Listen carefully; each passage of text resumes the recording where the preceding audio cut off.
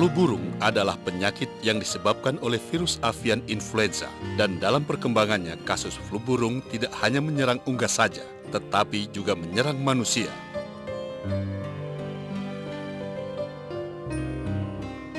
Flu burung pertama kali ditemukan menyerang manusia terjadi di Hong Kong.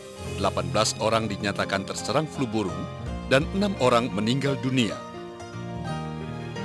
Kemudian di Cina, Belanda, Vietnam, dan Thailand. Pada akhir tahun 2003, di sejumlah negara penyakit avian influenza pada unggas menjadi wabah atau pandemi seperti Korea Selatan, Jepang, Vietnam, Thailand, Taiwan, Kamboja, Hong Kong, Laos, RRC, dan Pakistan, termasuk Indonesia. Mewabahnya flu burung pada manusia telah ditetapkan sebagai kejadian luar biasa oleh pemerintah sejak tahun 2003. Di Indonesia, virus influenza H5N1 tersebut menyerang ternak ayam sejak tahun 2003.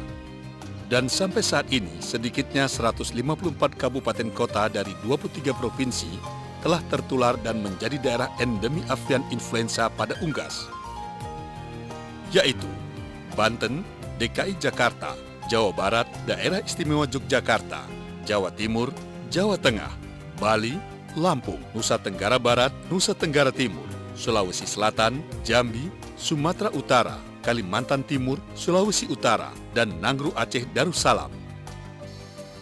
Virus avian influenza dapat menimbulkan gejala penyakit pernafasan pada unggas. Masa inkubasi penyakit ini adalah 3 hari pada unggas di luar kandang, sedangkan untuk unggas di dalam kandang mencapai 14 sampai dengan 21 hari. Unggas seperti ayam, burung, itik, bebek, dan lain-lain merupakan sumber penularan virus avian influenza. Hal yang perlu diwaspadai adalah jika kematian unggas ditemukan mati mendadak dalam jumlah banyak. Kalau hal itu ditemukan, segera laporkan kepada petugas dari Dinas Peternakan dan Dinas Kesehatan setempat.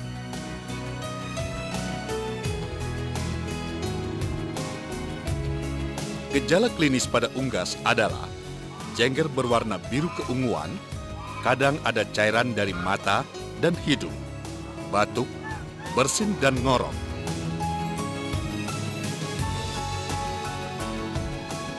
Cara penularan virus flu burung dapat ditularkan dari unggas ke unggas atau dari peternakan ke peternakan lainnya dengan cara kontak langsung. Selain itu juga bisa melalui kontak tidak langsung, seperti melalui pakan, air, dan kotoran yang terkontaminasi virus.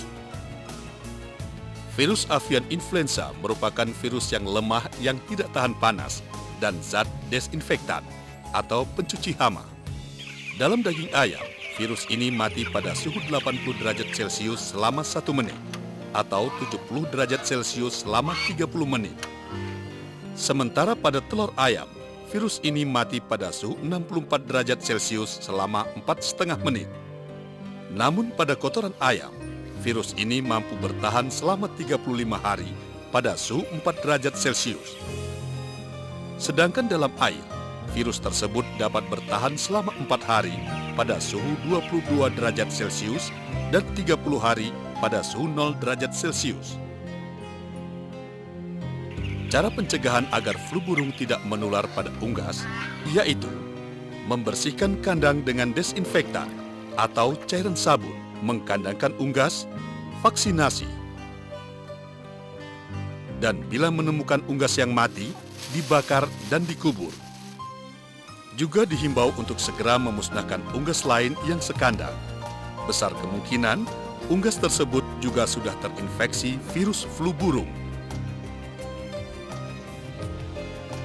Dalam kurun waktu 7 tahun terakhir, kejadian penyakit flu burung cenderung meningkat dan berakibat kematian pada penderitanya. Penyakit ini disebabkan oleh virus H5N1 yang ditularkan oleh unggas. Berbagai upaya dilakukan dalam penanggulangannya, mengingat penyakit flu burung berpotensi menjadi wabah.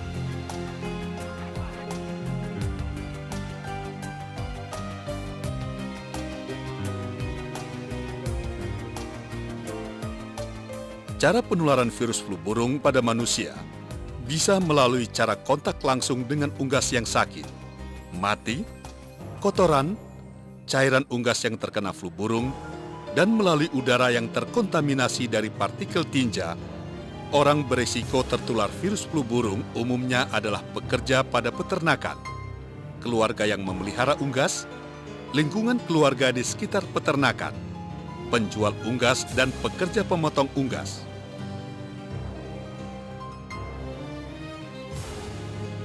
Gejala klinis manusia terkena flu burung pada umumnya sama dengan flu biasa, seperti suhu badan tinggi di atas 38 derajat Celcius, sakit tenggorokan, batuk pilek, nyeri otot, sakit kepala dan lemas, dan apabila tidak segera dilakukan pengobatan dapat menyebabkan kematian. Sedangkan pengobatan yang diberikan sesuai dengan gejala yang ada dan hasil laboratorium, bila batuk, pasien dapat diberi obat batuk. Kalau sesak nafas, dapat diberi bronkodilator untuk melebarkan saluran nafas yang menyempit. Saat ini, pemerintah juga telah menyediakan Tamiflu dalam jumlah cukup yang disebarkan di puskesmas-puskesmas di seluruh Indonesia.